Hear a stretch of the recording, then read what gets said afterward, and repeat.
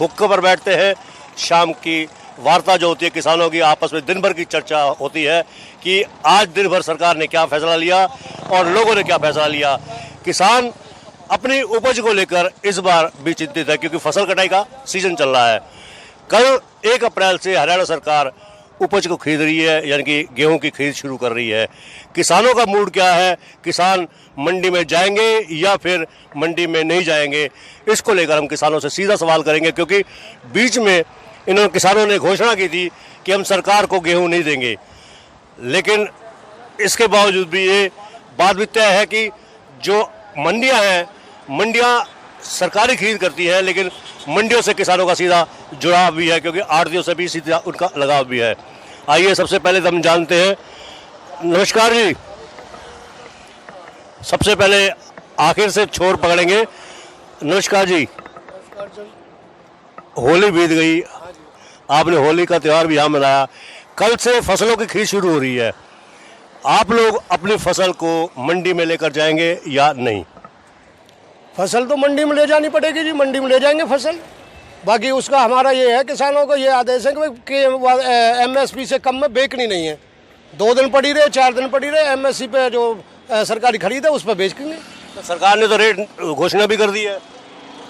घोषणा कर दिया तो प्रैक्टिकल में जो किसान अब ले जाएंगे। कल से जो मंडी किसानों की मतलब सरकारी खरीद होगी, तो अब इस हवा की वजह से फसल जो 2-4 दिन पीछे आनी थी वो भी आई पड़ी है और अनाज को मंडी में ले जाएंगे लोग।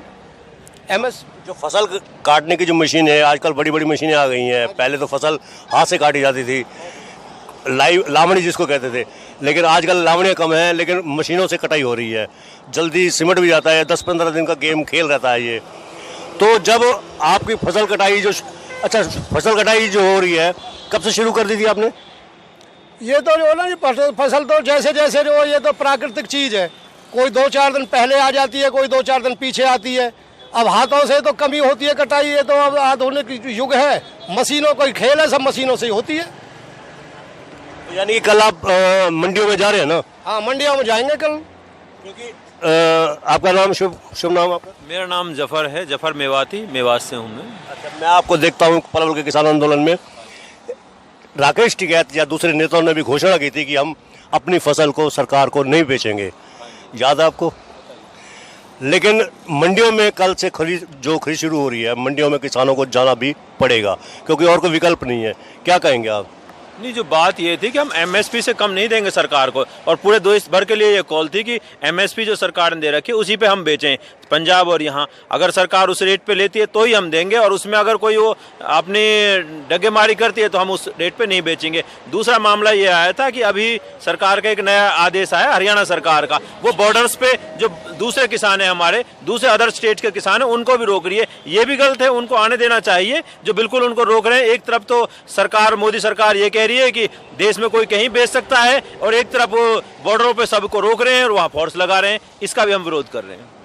ये तो देखो, सरकार ने, केंद्र सरकार ने स्पष्ट घोषणा की हुई है कि आप अपनी उपज कहीं भी बेच सकते हैं।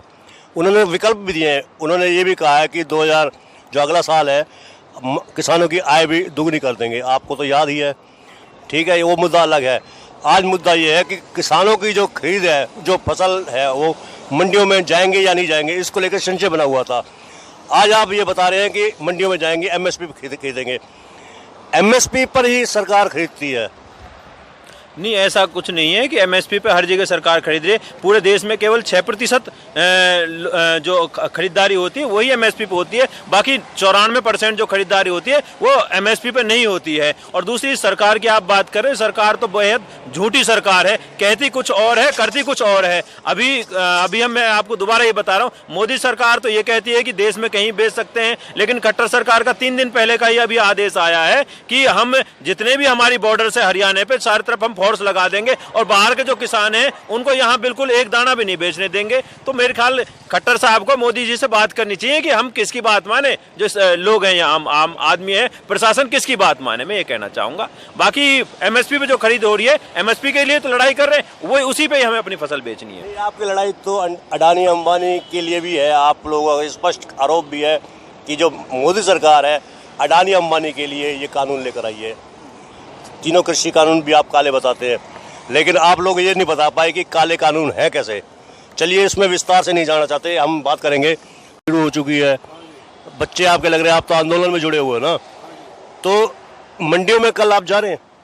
कल जरूर जाएंगे जी, और वो घेरा देंगे वहाँ कमेटी को। अच्छा, कमेटी का घेराव करोगे? किस चीज का घेराव तो नहीं है कल? जरूर जाएंगे। अच्छा, नहीं आप तो अपनी फसल बेचने जाएंगे ना? हाँ, आप पता फसल का क्या रेट है? जो गवर्नमेंट ने कहा हो वहाँ से कम न बेचेंगे। MSP जो है वहाँ से कम नहीं बेचेंगे, नहीं अपने धरे रखेंगे, लो बेचेंगे। कोई झींगड़ा पलोत करे कोई नो, हमारा माल मन में आवेगी तो बेचेंगे, नहीं बेचे। ये तो आपका सौदा है जी, आपकी फसल है, आप कहीं भी बेचो, कैसे भी बेचो, MSP से कम बेचे या उतने में बेचे, ये आपका फैसला है।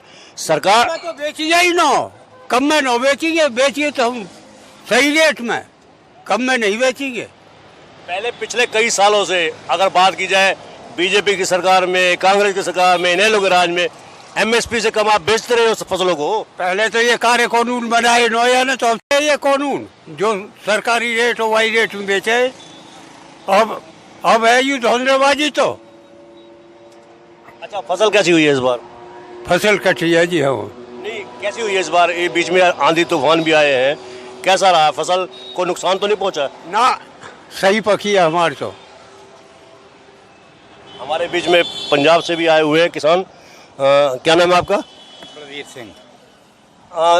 आप पंजाब से आए हुए हैं, तो इस किसान आंदोलन में किस लिए, आप देखने के लिए आए हैं कि कैसा चल रहा है? हम इधर सीजन लगाने के लिए आए हैं। अच्छा। तो पूस बनाने का, और आंदोलन में भी शामिल बिल्कुल होना चाहिए हमें भी किसान हैं, किसान के बेटे हैं। आपके पंजाब में तो एक बड़ी बुरी घटना भी हुई है अबोहर में, आपने देखा भी होगा, सुना भी होगा। बीजेपी के विधायक के साथ जो बदसलूकी हुई है, भीड़ ने, किसानों की भीड़ ने उनको नंगा भी कर दिया था।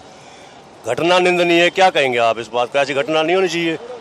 बिल्कुल घटना नहीं है जी, बिल्कुल अच्छा उसने किया। जितनी टाइम उसको पकड़ने नहीं लगते अगों, उतनी देर तक ये सरकार मानने वाली नहीं है। सरकार को मानना तो पड़ेगा ही। नहीं, किसानों ने बीजेपी विधायक को नंगा कर दिया, भीड़ ने, ये घटना तो निंदनीय है ही है।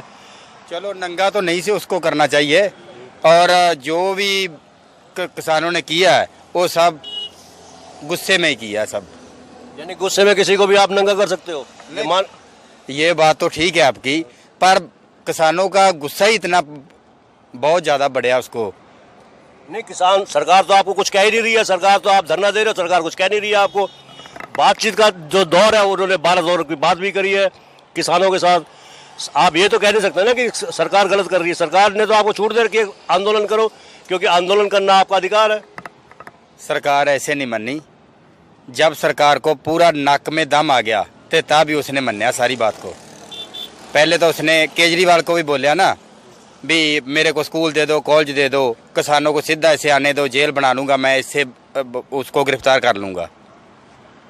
तो जब किसानों ने उसकी नहीं मानी, सिंगू बॉर्डर रोक लिया, सारे बॉर्डर रोक लिए, तो उसको मानना पड़ेगा ना। हमारी तो ये बेनती है भी आप अपनी बात जो मनवाने के लिए कोई भी सहारा ले सकते हो, कोई बात नहीं, लेकिन इस तरह की घटनाएं वास्तव में निंदनीय है। समाज में ये विश्व घुलता है।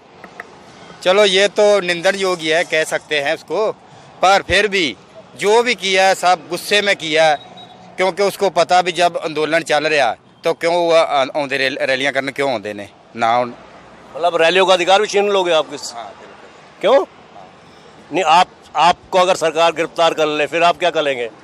कैसे गिरफ्तार? क्योंकि आप भी तो आंदोलन कर रहे हैं, आप तो उनको रोक रहे हैं, वो अपनी रैली भी नहीं कर सकते। इसका मतलब ये है कि लोकतंत्र को खतरा तो यहीं से शुरू होता ना। तो चुना तो लोगों ने ही है उसको, MLA को भी तो लोगों ने चुन के भेजा ना। नहीं, आप अपना आंदोलन करें, वो रैलियां करें या सभाएं करें, बीजेपी वाले या जो भी है, सरकार के लोग हैं, उनको तो अधिकार उनको भी है ना, उनका अधिकार आप थोड़ी छीन लोगे। चलो ठीक है, ये बात तो आपकी, पर फिर भी गुस्सा तो है ही है ना मन में, किसान के तो यही गुस्सा है। हाँ जी, आपका नाम? आप बोलोगे? पूर्ण सिंह। पंजाब से आया अभी, क्या माहौल है पंजाब का? माहौल पहला गलत रहा है। नहीं, पंजाब में माहौल कैसा चल रहा है? माहौल ਹੁਣ ਤਾਂ फसल कटाई है इस समय? हाँ हाँ चल रहा है? हाँ हाँ हाँ सही चलता ਹੁਣ। सही चल रहा है। हाँ पहला खराब कैप्टन की सरकार सही चल रही है? कैप्टन की होनी सही हुई है, पहला को नहीं ही। अच्छा, आप अबोहर से बिलोंग करते हैं, तो आपके इलाके में घटना हुई है तो आप क्या कहेंगे फिर? आप ही बताओ। ਘਟਨਾ ਤਾਂ ਫਿਰ ਇਸ ਤਰ੍ਹਾਂ ਵੀ ਜਦੋਂ ਗੁੱਸਾ ਬੰਦੇ ਨੂੰ ਆਉਂਦਾ ਉਦੋਂ ਜਦੋਂ ਸਰਕਾਰ ਨੇ ਨਹੀਂ ਗੱਲ ਸੁਣੀ ਉਦੋਂ ਫਿਰ ਘਟਨਾ ਤਾਂ ਹੁੰਦੀ ਹੀ ਹੈ। ਬਾਕੀ ਮੋਦੀ ਸਾਹਿਬ ਨੇ ਜਿਹੜਾ ਕਾਲੇ ਕੱਢੇ ਨੇ ਕਾਨੂੰਨ ਇਹ ਵੀ ਗਲਤ ਕੰਮ ਹੈ। अब कल से फसल की खरीद शुरू हो रही है, किसान अपनी उपज बेचने के लिए मंडियों में जाएगा, तो मंडियों में आप लोग भी मंडी में जा रहे हैं ना? ਹਾਂਜੀ ਮੰਡੀ ਕੇ ਵੇਚਾਂਗੇ ਜੋ ਰੇਟ ਹੋਇਆ ਮੰਡੀ ਦਾ ਉਹ ਵੇਚਾਂਗੇ। ਮੰਡੀ क्या रेट है, आपको मालूम है कुछ रेट क्या क्या है?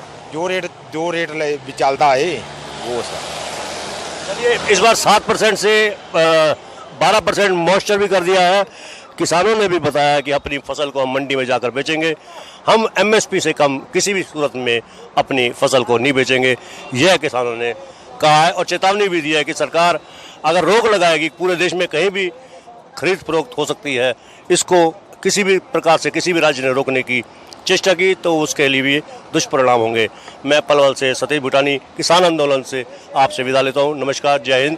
मेरा आपसे अनुरोध है कि हमारे व्यापक क्रांति यूट्यूब चैनल को आप सब्सक्राइब करें, इसको बेल आइकन को भी दबाएं और उसको फॉरवर्ड भी करें। धन्यवाद।